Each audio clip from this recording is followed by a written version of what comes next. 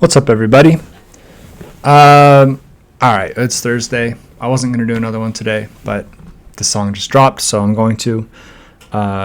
Sick Boy by REN just dropped, and I've been looking forward to it, so I figured I'd get to it today instead of waiting. I'm going to preface this by saying, yes, I did complain about the length of the last REN song, the High REN, which I just did. But the song itself was great. I liked it very much. The reason I was hesitant is because a 9-minute song from an artist that I'm not familiar with is a lot to sit through, and it's a lot to ask people who may or may not be familiar with that artist to sit through as well. So I do tend to do shorter songs as a general rule because they're a lot easier to do in the format that I do them in. Right? Watching almost 10 minutes of video, just sitting here watching it, is not always the most engaging thing. And so just understand, it's a gamble to do a video that long, because if I don't like it, that's a lot to sit through.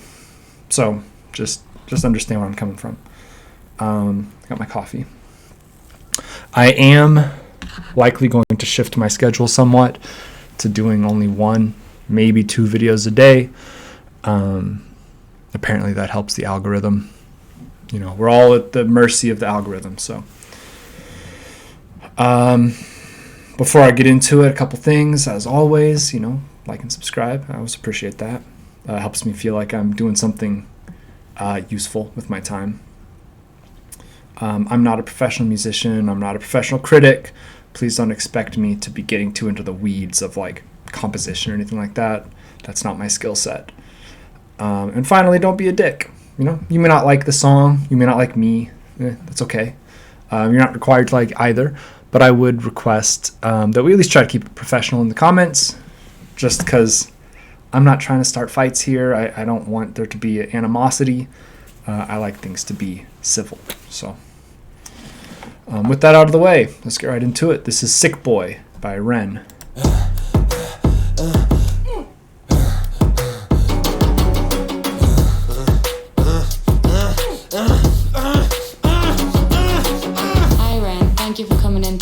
For seeing me. Looking at your file here, it seems there's a very apparent interplay with your emotional state and your physical body. Have you ever heard of the trauma response? I don't think so. Basically, our bodies can get stuck in a negative feedback loop. Our subconscious can repeat patterns from the past, which can have a pretty drastic downstream effect on our biology. Essentially, your mind is making you sick.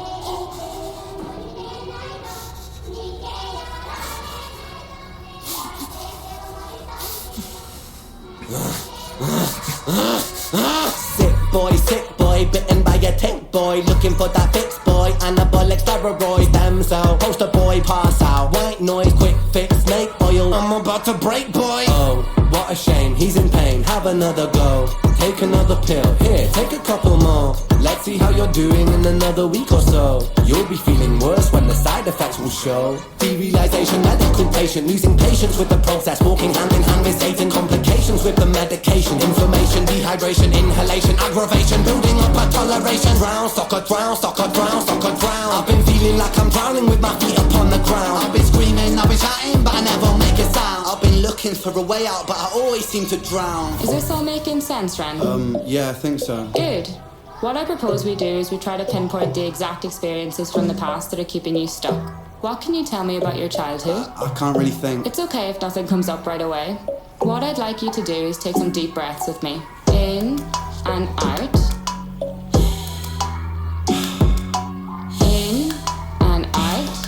Good. Now tell me the first thing that comes to your mind. I feel like it's not me, it's the world that's sick. We're given everything we need and we commoditize it. We consume, we destroy like we're parasitic. Science tells us that it's suicide and still we commit. I'm not sick, we are standing on a cliff in the name of progress. We jump off the precipice. I'm not sick, I'm the virus, you're the virus, hypocrite. How can you sit there with that smile on and tell me that I'm sick? Sick boy, looking for a fix boy. Push it down in public, quick pose for the pick boy. Record label meetings that commodify your gift boy. Why you so upset? Don't you wanna be a rich boy? Fuck know, industry is cutthroat.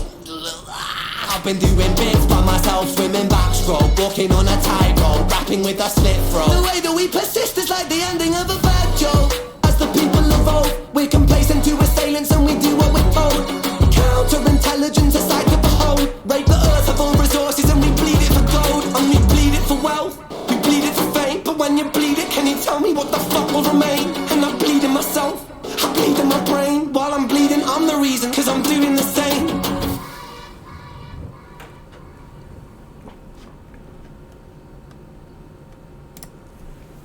Another good one. I'm trying to figure out where to start. I liked it, right? It's a good song. It's a good piece. A little bit harder to follow lyrically than REN. It's just a little bit. The vocal delivery is a little bit more aggressive, and his accent, although pleasant to the ears, is not the most easy to follow necessarily. So I'm generally pretty good at accents, and this was a little bit tougher for me. So I will certainly be listening to it more. I know the lyrics are in the comments. I know he puts them there. So it's not that you can't follow it. It's just on a first listen through, it's a little bit more difficult to pick up than, say, REN was. So I can speak for myself and also for people that I know. I don't have Lyme disease. That's not something that I've ever suffered with, just general mental health issues. And it can be extremely demoralizing to go in to talk to somebody and to be treated a little bit like a guinea pig, right? We're going to put you on this, and we're going to see if it works. We don't have any answers for you. We don't have any solutions for you. You got to do the stuff. You got to go to therapy. You got to, if you're injured or something like physically, you got to do your physical therapy. You got to go talk to somebody. You got to take these pills, and we don't know if they'll work. They might ruin your life. They might make things worse for you. But we don't know yet, so you're just gonna have to take them. And you got to take them long enough for us to find out if they're working or not, which might not be good for you. There are some medications that they say, this could increase your risk of suicide if you take it. But it's supposed to keep you from being suicidal. It's very, very frustrating. I dated a girl for a while who her therapist just was like, here's a cocktail. We don't know if it'll help, but you just need to take them. And it's one thing to do what you're asked when you know that there's a good reason for it, and you know that there will be a payoff, right? Even if it's hard, even if it's unpleasant, right? Like if you have strep throat, right? I got strep throat a few times when I was a kid, and you had to take this nasty medication, but you knew that it was going to work. You had to suffer through the nasty medication, right? And as a 9-year-old, that's tough, right? It tastes bad, but when you get done with it, you will feel better, right? When you finish the medication, then your strep throat will go away, and you'll be healthy again. You'll be ready to go. Being asked to take things that can fuck up your mental state, that can cause insomnia, they can cause restlessness, they can cause all kinds of issues, in the hopes that they will address the underlying issue, is very discouraging, right? We know, right? I'm taking the therapist role here. We know that you can't really handle life, right? Whether it's physical or mental. I understand for REN it's both, but just stay with me, right? We know that it's hard for you to just get through a day, right? Whatever it is that's bothering you or that's messing up your life, It's bringing you down. We know it's hard. And we know that you don't see a future. You don't see like a way out, right? You don't see this getting better. So we're going to give you something that might help. Now, it's going to take a month, maybe 2 months for it to kick in.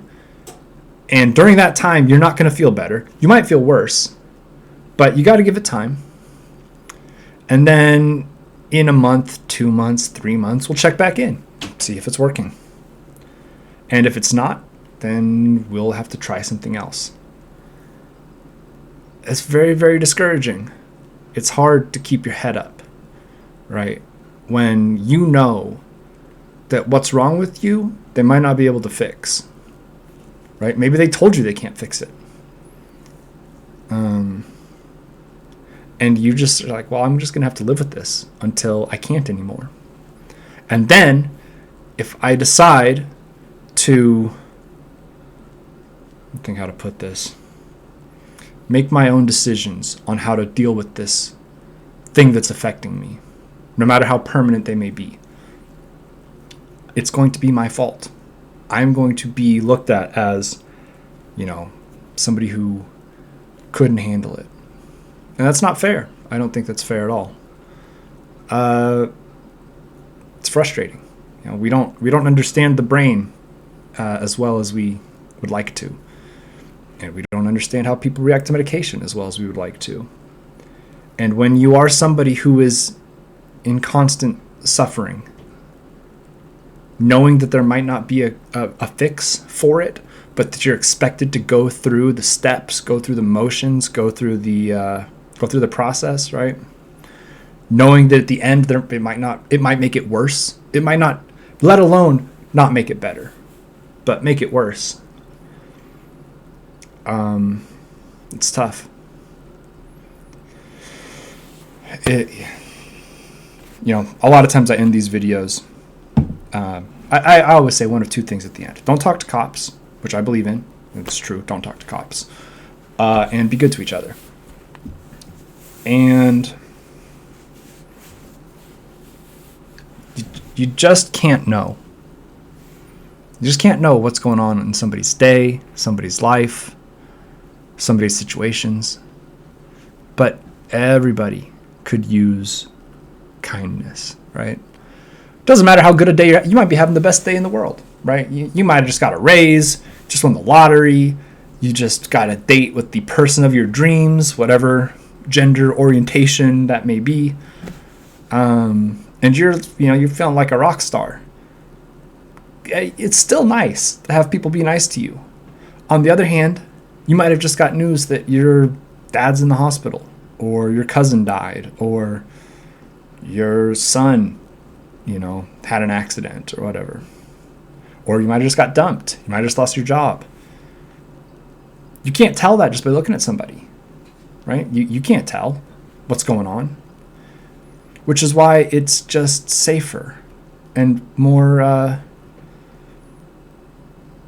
human, I think, to just try to interact with people with kindness. There's a Bible verse. I'm not interested in preaching to people. I'm not particularly religious myself, but I was raised in the church, and my dad's a preacher and everything. But there's a verse that says, as far as it depends on you, live at peace with everyone. And I think that's valuable.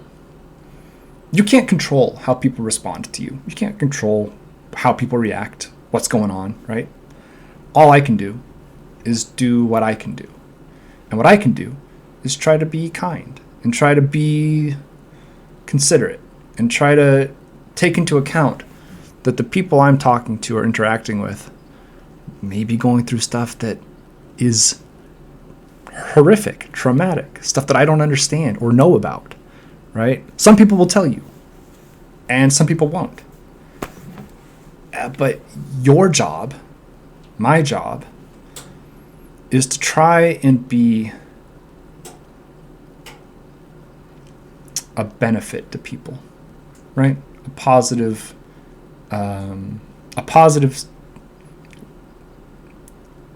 interaction, right? I'm not big on like radical positivity. I think it's bullshit.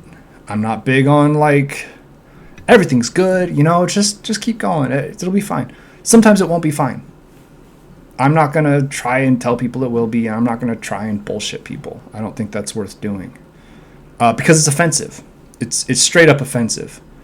I am not in the worst mental space that I've been in my life, happily. But I have been in pretty dark places and have had those kinds of conversations where people are like, well, just, it'll get better. God has a plan.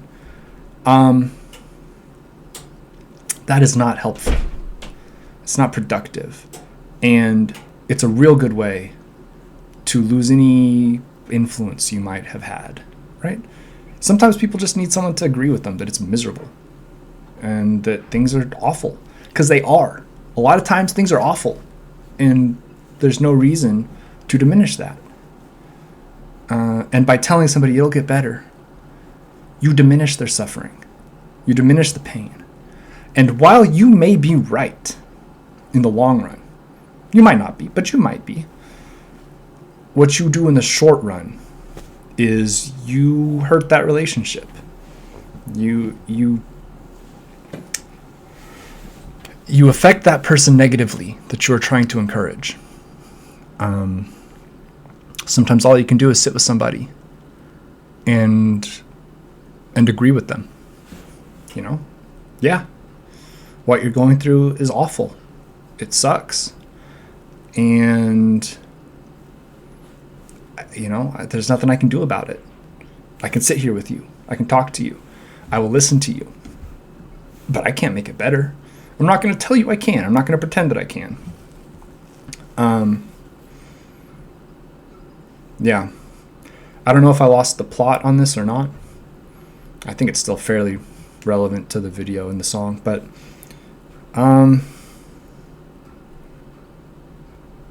from people have told me after the first video I did that he's in treatment, that he's, they think that there might be something new that'll help him, and that's awesome. I certainly hope it does. That remains to be seen. But